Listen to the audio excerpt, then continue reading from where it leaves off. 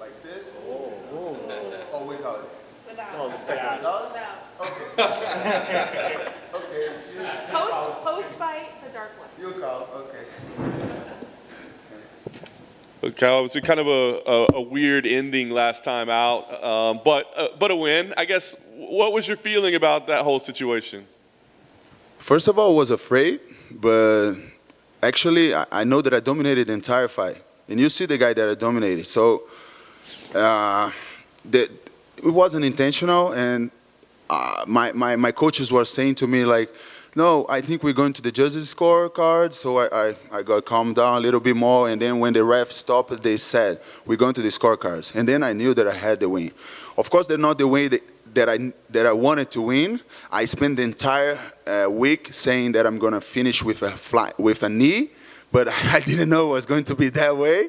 But it is what it is, you know, like everyone knows that I'm not this kind of guy, and it wasn't intentional. So I felt good with my performance. I felt really good with my victory. It was a debut, even though it wasn't look like a debut because I was so loose and everything.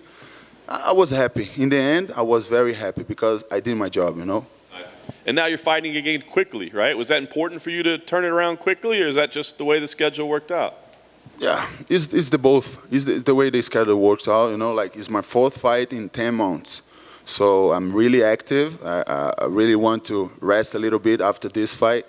But I'm happy to be here, you know, man, to be working to this organization. That's what I've been dreaming my entire life. And the fourth fight, let's get the fourth win. And back here in the co-main event again, right? I mean, does that kind of prove, like, hey, that wasn't just a weird schedule or whatever, like, I belong in this position? Yeah, for sure. I was born to do this, man. That's what I believe. I was born to be in the UFC, to be a world champion, and I'm getting my way to the top by step, as I said to you guys in the last interview. And I think the UFC really likes me because they're putting me in a good position, and I'll make it worth it, you know? I'll make it worth it. Yeah, that's for sure. This matchup with Arman, were you a little surprised? Because both you guys are still real early in your career and look like you have big futures in the organization. Were you surprised about this matchup? No, I'm not surprised. Actually, I was surprised because I thought he was going to be 205 the way that he entered in the Contender Series. He entered in the same day that I did. And I was a little bit of surprise, but then I saw him fighting Gregory Rodriguez in 185, and then I said to my coaches, oh, I think this guy is going to be a good matchup, and here we are.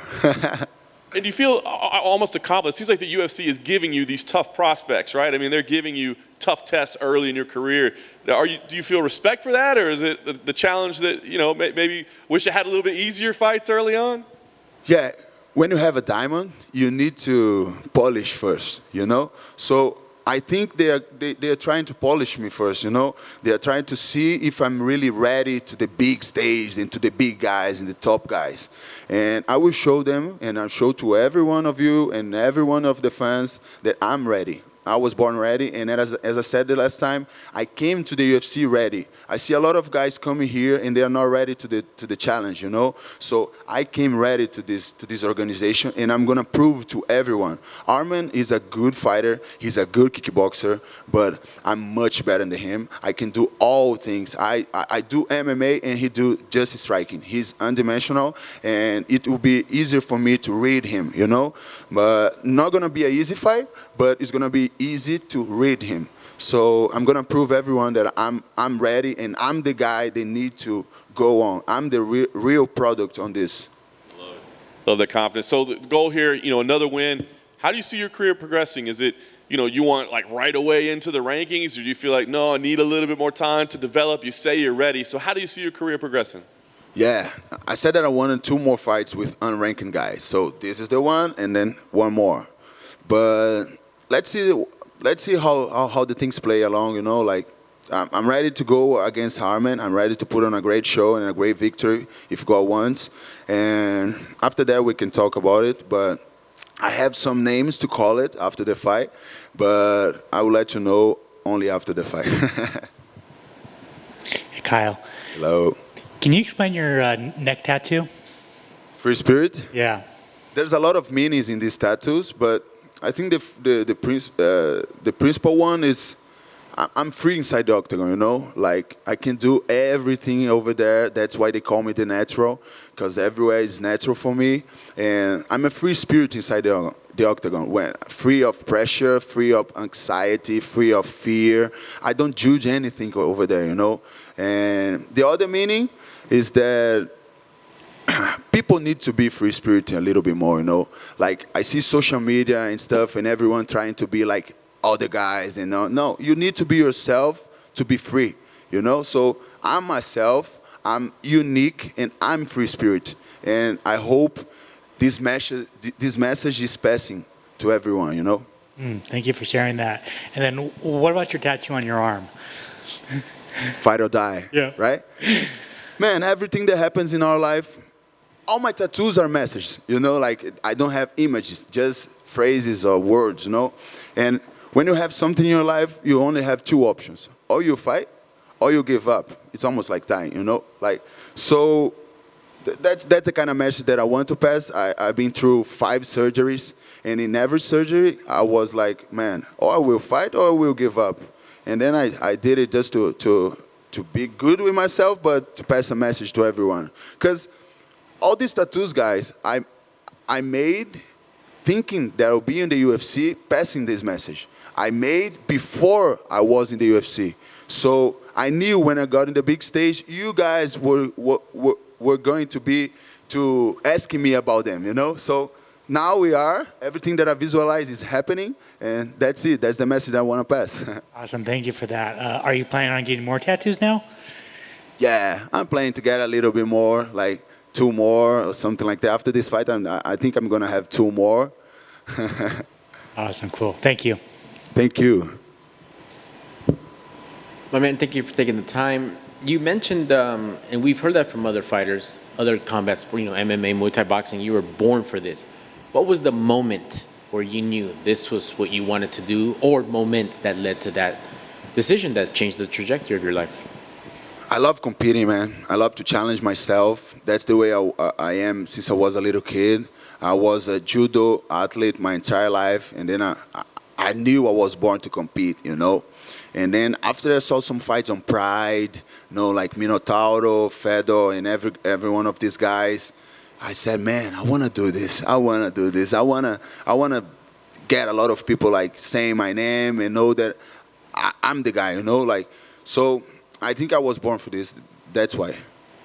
And you mentioned Fedor and Nogueira. What are the other fighters that inspired you and you kind of said, okay, let me take a little bit of that style. Let me take a little bit of this. A lot of fighters, man. But I don't know if you guys know, but I was Orthodox when I started. And then I was seeing a lot of McGregor fights, Lomachenko fights, Darren Till fights, Terence Crawford fights. And then I changed to Southpaw. Now I'm Southpaw. I'm a good at Southpaw. I don't even do Orthodox too much. And that's the guy that I'm looking for. Like Floyd Mayweather, Conor McGregor for sure. This guy made something in this sport different, you know, like he's really the guy in the sport. So these guys inspire me, you know. Anderson Silva, Lyoto Machida, Minotauro. There's a lot of legends, man. A lot of them, you know. And I hope to be one of them soon. That's excellent. And lastly, you said you visualized a few things. What other goals have you set that you were able to accomplish and that you said, okay, I'm going to be done with this by this time. I'm going to be signed to the UFC by this time. How's that come along? Yeah. I left my city, my hometown with all my family there. I left 8 years ago and I was saying to my mom, Mom, I'm going to be a UFC fighter and I'm going to be a world champion. And that's my goal. That's my main goal, be a world champ. I know I had a lot of steps to go, a lot of things to prove, but I want to do it, you know, like I want to go step by step. I don't want to jump, you know. I want to go step by step, and my main goal is to be a world champ. That's my main goal, and I will be. Thank you, sir, and good luck on Saturday. Thank you. One follow-up for me. Okay. You told me that your favorite fighter is Conor McGregor. Why is that? Man, look what this guy did to the sport, you know? Like, no one did what this guy did, man. He made millions on this sport. He made the sport bigger. All his fight is selling like water. So that's a guy that inspires you, man. No matter what he's doing in his life, it's not on me, you know. It's not on me. But with what he's doing in this sport, what he did in this sport, is something that you guys never saw and no one saw. And that's a guy that inspires me because I wanted to be more than him, actually. So it's a good guy to be inspired of. Thank you. Thank you. All good, guys? Yes, sir.